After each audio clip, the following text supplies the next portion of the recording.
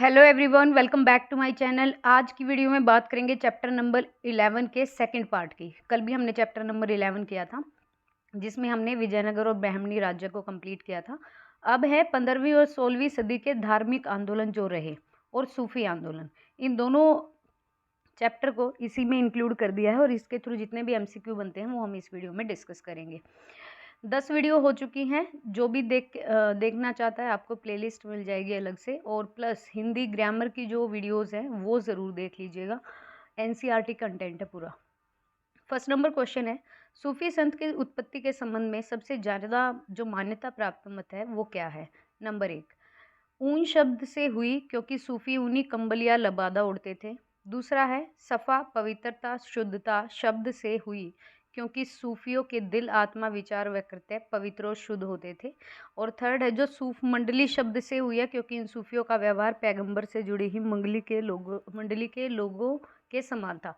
देखो यहाँ पर तीनों ही ऑप्शन ठीक हैं, लेकिन उसने हमसे एक चीज़ पूछ ली कि सर्वाधिक मान्यता किस चीज़ को दी गई है। तो जो सूफी शब्द है उसकी जो उत्पत्ति सूफ ऊन से मानी गई है क्योंकि सूफी जो है वो ऊनी कंबल ओढ़ते थे। तो ऑप्शन नंबर ए यहाँ पे करेक्ट है। नेक्स्ट है, सूफियों के बारे में क्या चीज़ असत्य है, क्या चीज़ मतलब नहीं थी। उन्होंने एलेमा को चुनौती देने हेतु उनके महत्व को नकार दिया था। ये बात असत्य नहीं है, सही है। इनका विश्वास था कि ईश्वर की प्राप्ति प्रेम और संगीत से की जाती है। सूफी लोग गुरु को ज़्यादा मानते थे। इनकी विचारधारा कट्टरपंथी होती थी, ऐसा नहीं है, ये भी सॉफ्ट हार्टेड होते थे। जैसे हमने ऊपर पढ़ा कि भाई ईश्वर के प्रति जो प्रेम है या प्राप्ति वो प्रेम और संगीत से मानते थे, तो विचारधारा कट्टरपंथी नहीं थी। निम्न में से किसे हिंदी खड़ी बोली का जनक माना जाता है। ये है अमीर खुसरो। कि सूफी ने खुद को अनलहक मतलब मैं ईश्वर हूँ, अद्वैत्व के अहम ब्रह्मास्मि मैं ब्रह्मा के समान हूँ, जिस कारण उसे फांसी पर लटका दिया। मतलब अगर उसने अपने आप को ब्रह्मा की उपाधि दी या ब्रह्मा के समान बोला तो उसको फांसी पर लटका दिया। ये कौन थे? ये थे मंसूर उल हज्जाज। मंसूर उल हज्जाज नाम के थे। तो ऑप्शन बी यहाँ पे करेक्ट है। वह सूफी संत कौन सा था जो यह मानता था कि भक्ति जो है संगीत ईश्वर के निकट पहुँचने का मार्ग है। ये थे मोइनुद्दीन चिश्ती। ये भगवान की प्राप्ति को ये मानते थे कि अगर आप भक्ति संगीत में लीन हैं तो आपको ईश्वर के निकट पहुँचने का मार्ग मिल गया है। ये मोइनुद्दीन चिश्ती ने बोला है। भारत में चिश्ती सिलसिले को किसने प्रारंभ किया था? शेख मोइनुद्दीन चिश्ती ने। ऑप्शन नंबर सी।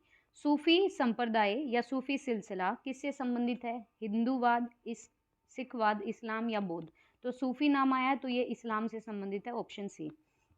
इस्लामी रहस्यवादी आंदोलन को क्या कहा जाता है? इस्लामी रहस्यवादी आंदोलन को सूफी आंदोलन कहा जाता है, ऑप्शन ए।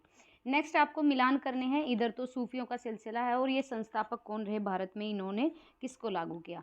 अगर सुहरावर्दी की बात करें तो ये शेख बहाउद्दीन जकारिया ने किया। फिरदौसी की बात करें तो बदरुद्दीन समरकंदी ने किया। कादिरी की बात करें, कादिरी सिलसिला किसने चलाया? मोहम्मद गौस गिलानी ने। और नक्शबंदी चलाया ख्वाजा वकी बिल्हा ने। 1, 2, 3, 4 इनकी सही रहेगी। नेक्स्ट यहाँ पे बात करते हैं क्वेश्चन नंबर 10 की। भारत में किस सूफी सिलसिले को सबसे ज़्यादा लोकप्रियता? तो ये चिश्ती संप्रदाय या चिश्ती जो है वो सूफी सिलसिला यहाँ पर ज़्यादा लोकप्रिय था। फिरदौसी सिलसिले के सबसे पहले सूफी कौन थे? तो फिरदौसी सिलसिले के सबसे पहले सूफी थे शफरुद्दीन अहमद इबन मखदूम याहा मनेरी। शफरुद्दीन अहमद इबन मखदूम माया मनेरी। दाराशिकों ने किस सूफी सिलसिले को अपनाया था? दाराशिकों ने कादरी जो सूफी सिलसिला था उसको अपनाया था। नेक्स्ट यहाँ पे बात करते हैं क्वेश्चन नंबर 13 की। अब देखिए, जो पीर है, शेख है या मुर्शीद है, इनको कहा जाता था गुरु या फिर मार्गदर्शक। मतलब अगर पीर किसी को बोला गया या शेख बोला गया, मुर्शीद बोला गया, तो उसका मतलब भी क्या होता था कि वो उनके गुरु या मार्गदर्शक है। मुरीद क्या होता है? मुरीद होता है शिष्य। ठीक है, मैं आपका मुरीद हो गया ऐसा बोलते हैं तो इसका मतलब होता है शिष्य। खलीफा किसे बोलते हैं? खलीफा बोलते हैं जो सूफी मत का अनुपालक होता है, उनका अनुपालन करता है। और खानका किसे बोलते हैं? खानका सूफी संतों का निवास स्थल होता है। ईदगाह किसे कहते हैं? एक चौड़ा सा स्थान जहाँ पर सभी बैठकर प्रार्थनाएं करते हैं मुस्लिम संप्रदाय के लोग। और दरगाह किसे कहते हैं? किसी की कब्र। तो 2, 1, 4, 3 सही रहेगा। नेक्स्ट है, निम्न में से कौन चिश्ती सिलसिले का नहीं था? तो कुतुबुद्दीन बख्तियार काकी, शेख अमीनुद्दीन नागौरी, बाबा फरीद। लेकिन शेख बहाउद्दीन जकारिया जो हैं वो चिश्ती सिलसिले में नहीं थे, इस संप्रदाय में नहीं थे। चिश्ती सिलसिले के किस सूफी को दिल्ली का दीपक बोलो या चिराग ए देलवी बोलो कहा जाता है? ये कहा जाता है शेख नसूरुद्दीन को। निम्न में से किस सुल्तान से निजामुद्दीन औलिया ने भेंट करने से इनकार कर दिया था? कौन से सुल्तान थे जिससे जो ये सूफी संत रहे निजामुद्दीन औलिया, इन्होंने इनकार कर दिया किस सूफी संत से? जलालुद्दीन फिरोज खिलजी, गयासुद्दीन तुगलक, अलाउद्दीन खिलजी और मोहम्मद बिन तुगलक। तो ऑप्शन नंबर ए यहाँ पे करेक्ट रहेगा। जलालुद्दीन फिरोज खिलजी से निजामुद्दीन औलिया ने भेंट करने से, मिलने से इनकार कर दिया था।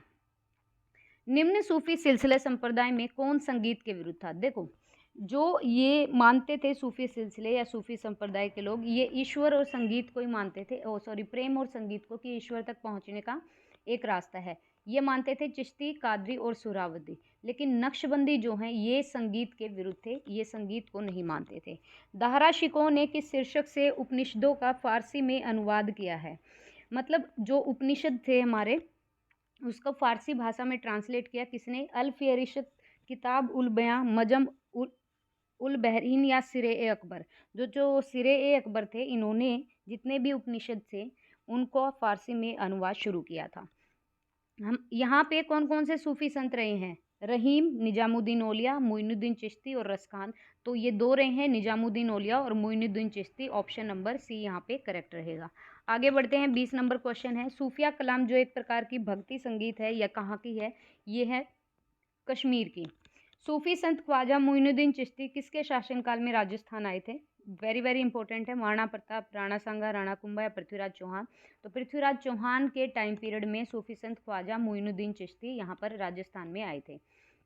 प्रसिद्ध सूफी सलीम चिश्ती कहाँ पर रहते थे? ये रहते थे फतेहपुर सिकरी का जो किला है, फतेहपुर सिकरी में रहते थे सलीम चिश्ती, सूफी सलीम चिश्ती। नेक्स्ट है, वहदत उल सऊद भारत के दैत्ववाद जैसा सिद्धांत का समर्थक सूफी, जिसे मुजहिद धर्म सुधारक भी कहा जाता है और जिसे मुगल बादशाह ने इस आरोप पर गिरफ्तार कर लिया कि वो पाखंडी हैं, ये दावा करते हैं कि आध्यात्मिक क्षेत्रों में प्रथम 3 खलीफाओं से भी आगे हैं। ये कौन था? ये थे हमारे शेख अहमद फारूक सरहिंदी। ध्यान रखिएगा, भारत के दैत्ववाद जैसा सिद्धांत का समर्थक सूफी, जिसे धर्म सुधारक भी कहा जाता है, ये है वजहद उल सऊद, और जिसे मुगल बादशाह ने इस आरोप में गिरफ्तार कर लिया था कि भाई वो तो पाखंडी हैं। तो शेख अहमद फारूकी सरहिंदी इसका करेक्ट रहेगा। मध्यकालीन सूफियों में सबसे जो अमीर सूफी थे वो कौन से थे? मध्यकालीन में पूछा है, निजामुद्दीन औलिया, शेख नसूरुद्दीन या चिराग ए देलवी या दिल्ली का दीपक बोलो, सलीम चिश्ती या फिर शेख बहाउद्दीन जकारिया। तो मध्यकालीन सूफियों में सबसे धनी जो सूफी रहे वो रहे Sheikh Bahauddin Zakariya. Option number D.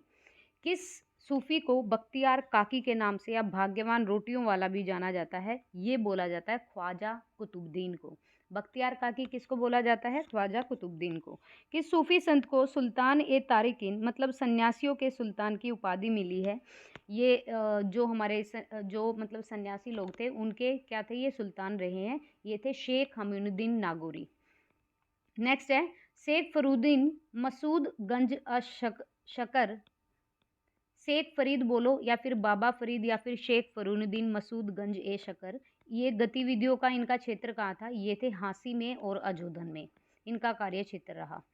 काव्य भक्ति के रूप में उर्दू का प्रयोग करने वाला पहला शासक, खड़ी बोली के भी कवि यही थे, और उर्दू का प्रयोग काव्य भक्ति में सबसे पहले किया था अमीर खुसरो ने, ये लेखक थे।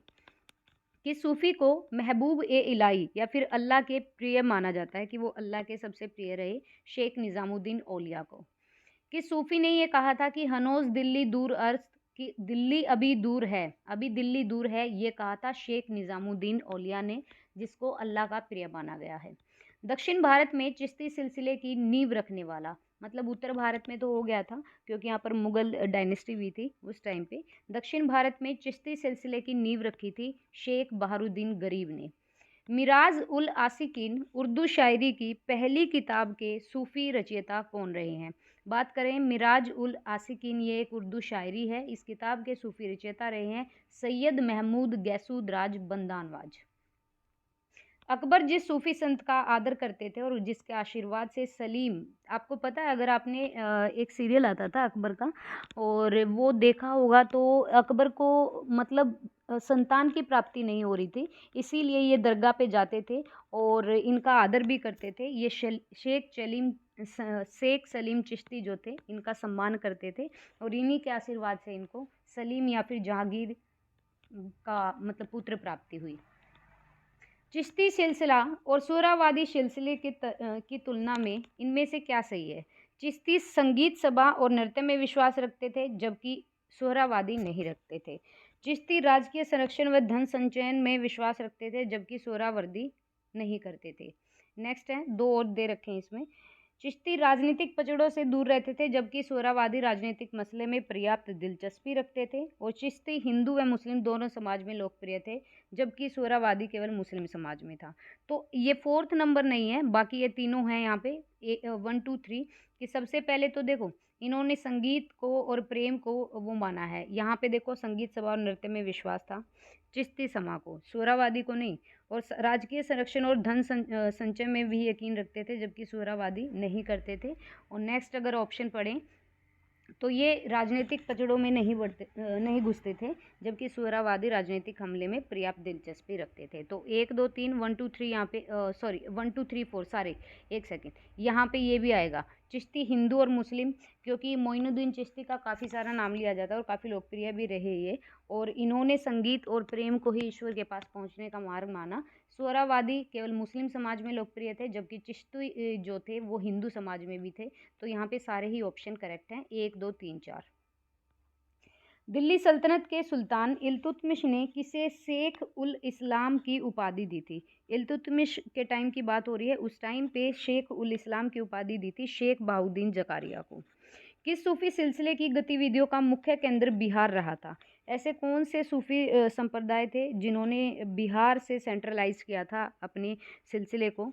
चिश्ती, सुहरावर्दी, फिरदौसी या कादरी? तो फिरदौसी जो सूफी सिलसिले थे इनका केंद्र क्या था? इनका सेंटर था बिहार।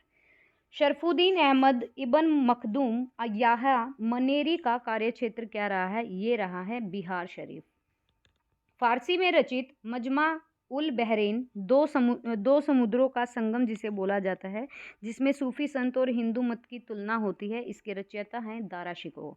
ध्यान रखिए, दो समुद्रों का संगम या मजमा उल बहरैन जिसमें हिंदू और मुस्लिम दोनों को ही तुलना की गई है, दारा शिकोह के द्वारा रची गई है ये।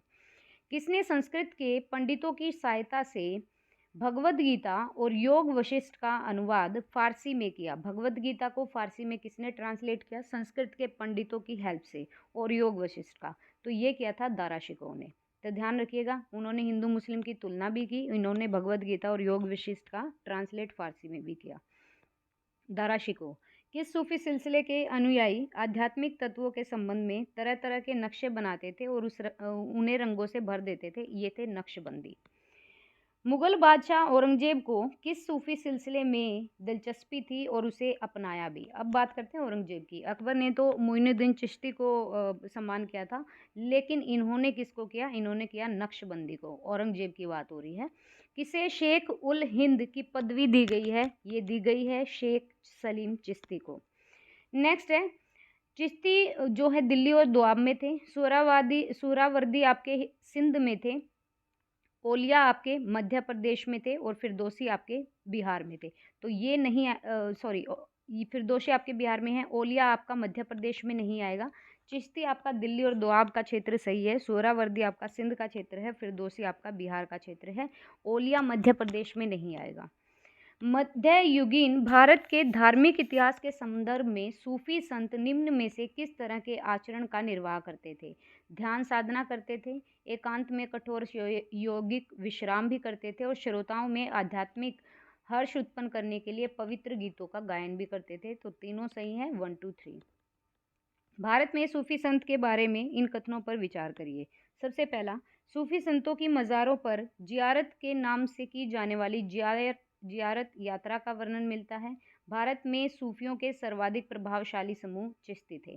तो ये बिल्कुल दोनों सही हैं। एक तो ये कि इनकी मज़ारों पर से ज़ियारत के नाम की जाने वाली ज़ियारत यात्रा भी बताई जाती है, विशेषता है इनकी। और सूफ़ियों के सर्वाधिक प्रभावशाली जो समूह थे वो चिश्ती संप्रदाय थे या चिश्ती सूफ़ी आंदोलन थे। ये 45 क्वेश्चन है और कल से हम स्टार्ट कर देंगे मुग़ल काल, जो अच्छा खासा चैप्टर है और यहाँ से बहुत भर भर के क्वेश्चन आते भी हैं। मुग़ल पीरियड एक बड़ा चैप्टर रहेगा आपका, तो उसको भी हम कंप्लीट करेंगे या कल करेंगे। मैं आपको आंसर की दे देती हूँ, आप स्क्रीनशॉट ले लीजिएगा इसका, और ताकि आप मैच कर सको अपने आंसर्स को। तो गाइज़ वीडियो कैसी लगी है ज़रूर बताइएगा। वीडियो देखने के लिए thank you so much. Video पसंद आए तो please like and share and please subscribe the channel. Thank you.